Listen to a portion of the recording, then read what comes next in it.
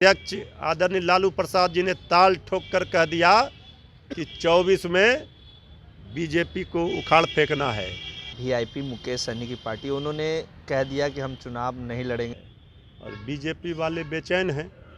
जब सत्ता का पूरा सुख भोग लिया, जनता को दुखी करके, अब भला जनता कैसे उन पर विश्वास करेगी।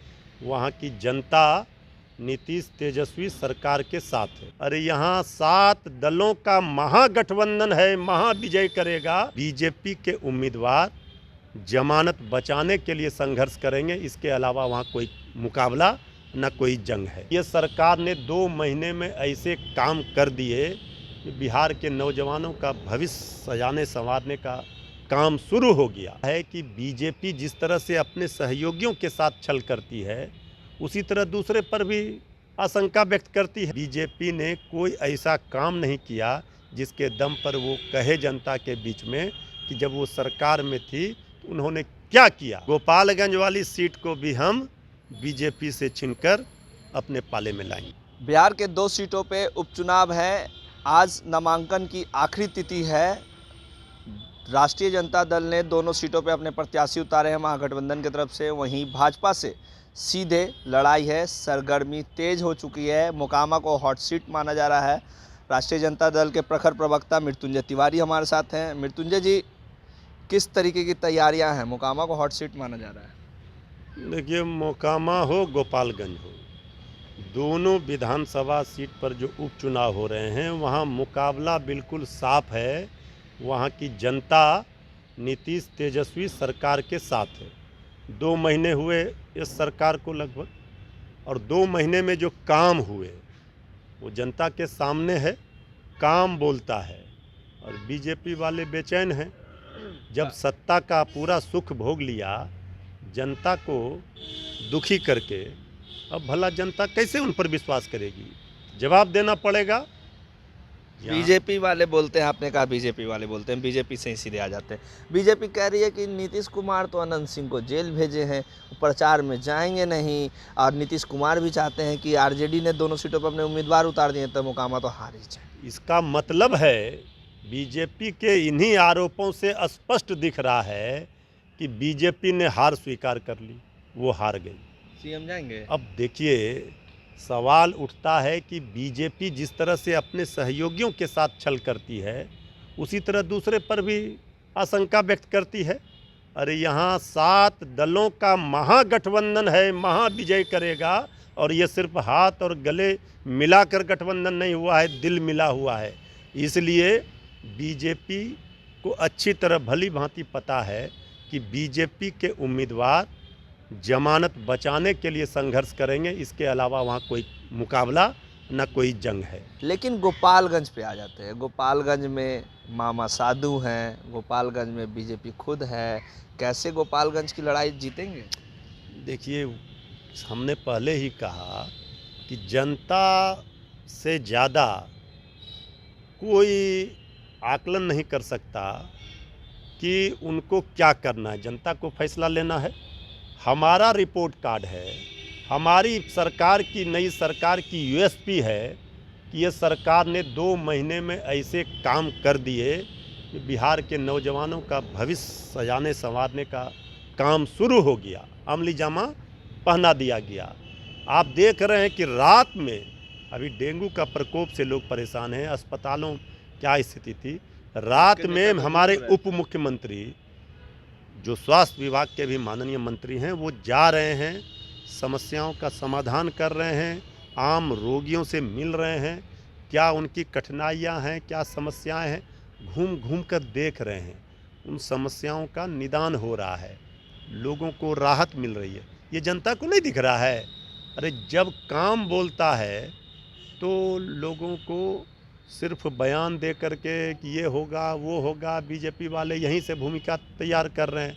और जब जा रहे हैं, ज़मीन पर, धरातल पर उतर रहे हैं, तो वहाँ तो वोट देने वाला जो मतदाता है वो कहीं नज़र नहीं आता है।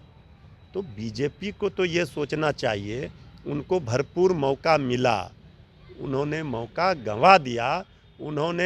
बीजेपी ने कोई ऐसा काम नहीं किया जिसके दम पर वो कहे जनता के बीच में कि जब वो सरकार में थी तो उन्होंने क्या किया, हम तो पूछना चाहते हैं। खुली बहस की चुनौती है।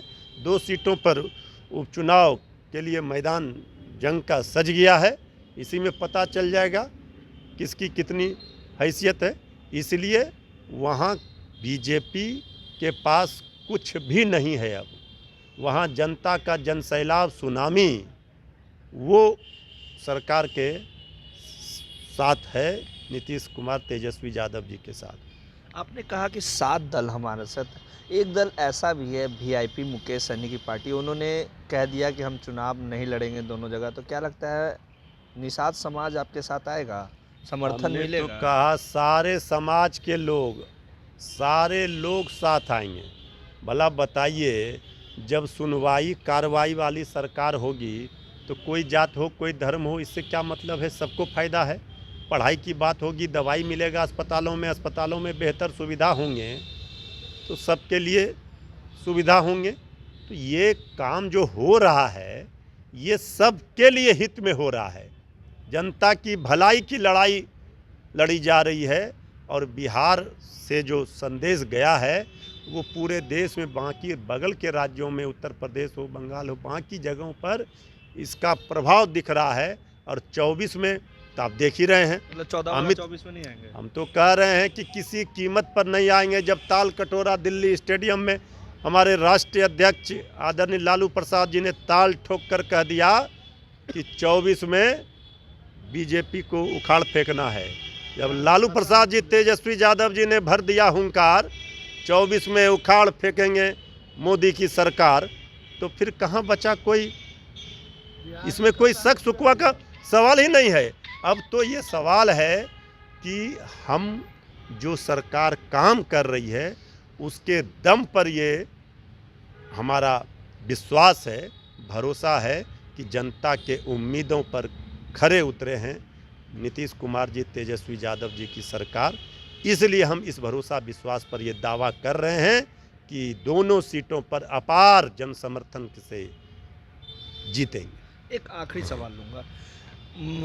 असदुद्दीन ओवैसी साहब की पार्टी AIM, उन्होंने भी दोनों सीटों पे अपने उम्मीदवार उतारे हैं और राष्ट्रीय जनता दल का एक कोर वोटर मुस्लिम वोट भी है। तो क्या वोट डिवाइड होगा, बटेगा वोट? देखिए, हमने पहले ही कहा, हमसे आपसे ज़्यादा समझदार जनता है।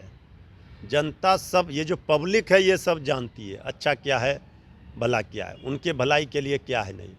तो लोकतंत्र में सबको अधिकार है, आप भी चुनाव लड़ सकते हैं नॉमिनेशन कर तक, सबका अरमान होता है तो सब लोग लड़ते हैं। लेकिन लड़ाई कहाँ है?